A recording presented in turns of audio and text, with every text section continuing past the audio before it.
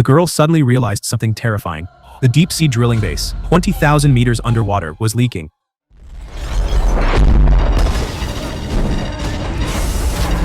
Some unknown force had damaged the structure. It caused the pressure to start leaking out. The whole base was falling apart like a torn-up sack. Anna and another survivor, Jemu, scrambled and crawled their way into the escape pod. Just as they were about to seal the hatch, a few more survivors came running down the corridor. But that brief delay, just a few seconds, was enough to seal their fate.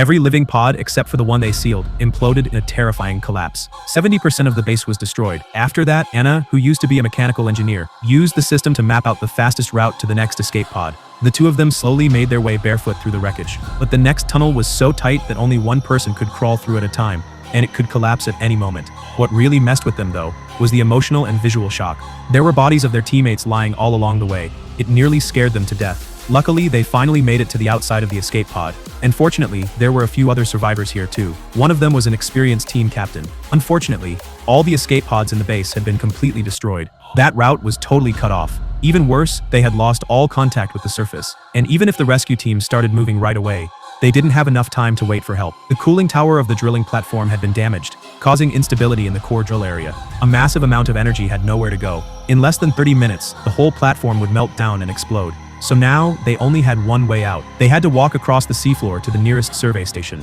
In this hopeless situation, they had no choice but to go all in. Then, the six of them put on their deep-sea diving suits and got ready to go. But before they could even step outside the base, disaster struck.